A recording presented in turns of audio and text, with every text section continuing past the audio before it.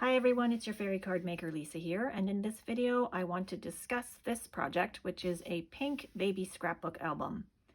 I've been working on this album off and on for 3 years or so the baby I made it for is no longer a baby.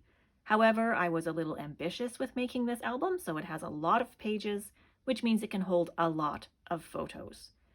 I believe it can hold 50 5x7 photos or 100 4x6 photos. I would not recommend putting that many photos in it because it will make it really thick and not leave you any room to write your stories. So let's talk about photos and stories for a minute. If you have a photo collage app at home, you can actually put more than one photo on a standard canvas. So on a 5x7 canvas, you can actually fit 2 of these or a mix. 1 of these and 2 of these, which I think are called jumbo wallets, or 4 jumbo wallets. Then you send off that collaged photo to the photo printing lab, and when you get it back, you just cut it apart. It's really easy to cut them apart because there are straight lines. On a 4x6, now 4x6 is the standard size for home photos. You can get 2 of these 3x4s or 1 3x4, and 2 of these tiny wallets or 4 of the tiny wallets.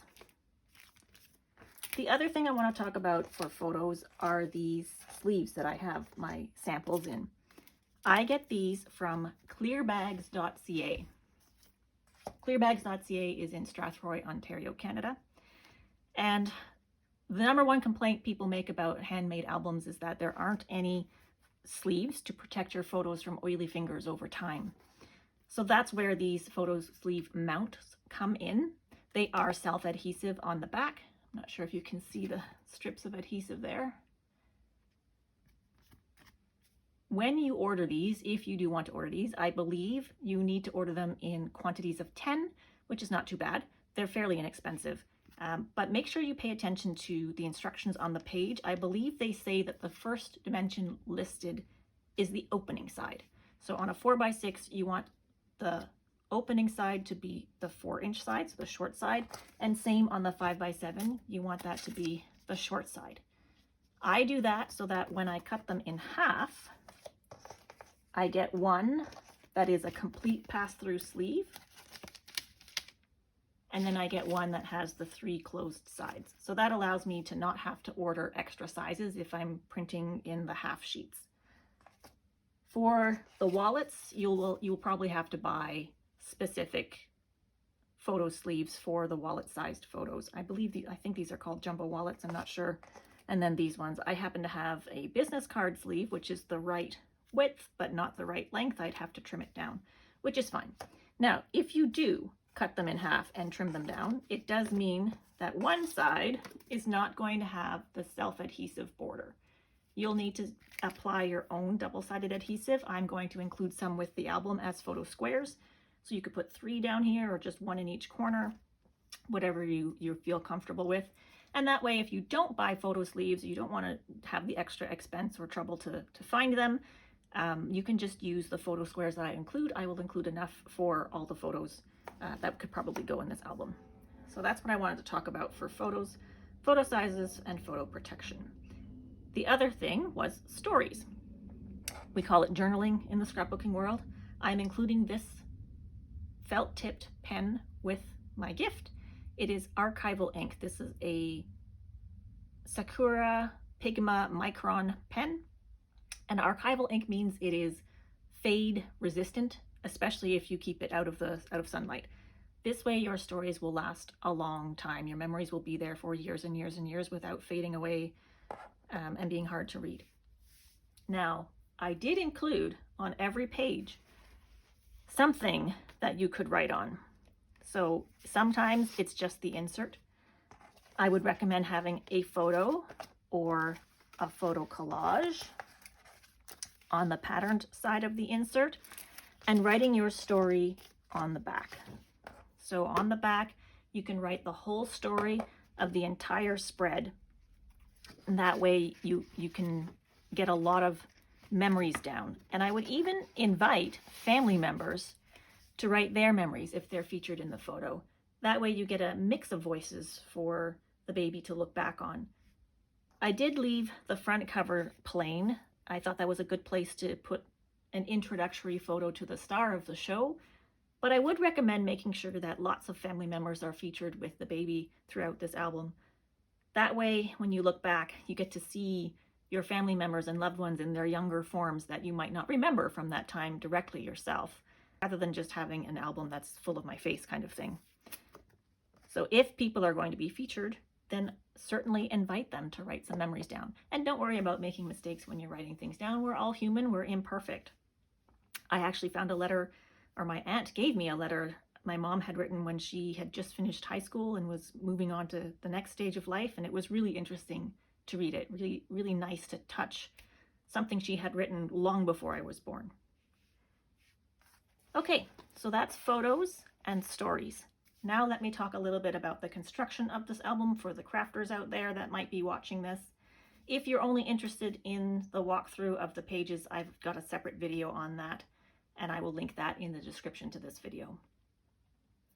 So the cover here is made of Craftex. Craftex is a vegan alternative to leather for the textile industry. A lot of people use it to make wallets and tote bags, backpacks, that kind of thing. If you actually take fresh Craftex and crumple it up like paper and wash it, it will look a lot like worn leather. It looks really cool. It's a very strong, sturdy material, so I was confident that these holes will not rip. I have sewn the pages into this book, and I wanted something strong. There are 3 8-inch gutters between my pages, so each one of these holes holds a page, so there's 6 signatures. Each signature has 4 pages, so a front and a back, and the 2 inside pages.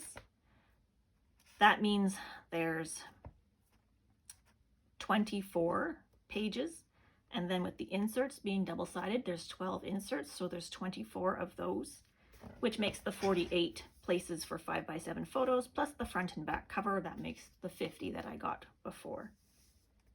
I reinforced the front and back cover with heavyweight chipboard wrapped in a decorative paper.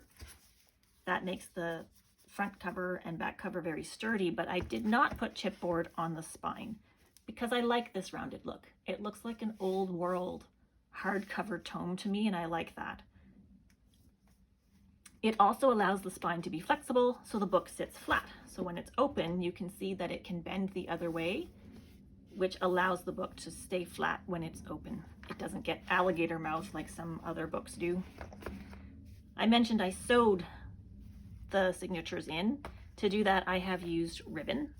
I heat sealed the ends of the ribbon. I used a wood burning tool to cut all my ribbon to size so that they would be sealed and not fray over time. The reason I like to have a fabric for a hinge is so that it doesn't wear down as much over time. If you have a paper hinge and you're flipping the pages a lot, every time you're flipping the page, you are weakening the fibers in that hinge, and I'm worried about that, so I have used ribbon, and I have sewn it directly into the book. I mean, don't pick up the book by its pages, clearly you wouldn't want to do that with any book, but I'm hoping that this will create much more longevity for this book, and it will be a keepsake. Now, having said that, 6 pages was a lot. So the things that I would change in my next version, I would keep the size. I love the size of this album, and I love the style of sewing the pages in, and I had so much fun sewing the pages in that I sewed in too many. But the size here is 7.5 inches across and 9.5 inches tall. The extra ½ inch on the 7-inch side is what allows you to put 5x7 photos in landscape on in this album. And the fact that it is 9.5 inches tall means you can fit 2 4x6s comfortably on a page if you really wanted to. So the next time I try an album like this, I will only do 3 signatures. That will give 12 pages front and back. I'm probably going to have double pockets. So it'll still end up with a large number of photos, but be less daunting for me to try and finish the album up. So the number of pages is something I want to change. Another thing I want to change is the construction of the pages. Sometimes it's hard to get the inserts back in. I have to wiggle it. So if it gets stuck, just wiggle it and it will go down in. The reason it's getting stuck is because there is a seam inside the pocket, and sometimes the insert hits that seam. So I've bought some large format paper. I didn't even know I could, but I found some, and I've bought large format paper, so the next time I try this, I will be able to just literally fold that paper up and have no seam on the inside. So that's the second change. And the third change would be the end threads. So I want to do something about how I finish the threads off. Here there are knots in the center. I worked very hard. It was painstaking to put glue on these knots to make sure that they would stay tight and not come undone, but also not get glue on anything that I had actually finished in the album. So you don't notice it. I'm sure a user wouldn't notice if I didn't point it out just now, but I noticed it and it was difficult for me to work with. So I'm going to try something different for ending the threads on the next album that I try. On the back, I saw another person on YouTube do this, put a little dedication pocket on the back, and I really liked that, so I have put a little dedication pocket here. You can write a name on here if you wanted to. I didn't want to put anything on here so that Mom can put whatever she wants on here. She can even put her own little dedication there as well. So that is my album. That's pretty much all I wanted to discuss about it. And I hope my friend really loves it and fills it with lots of photos and stories. Thanks for watching. Bye-bye.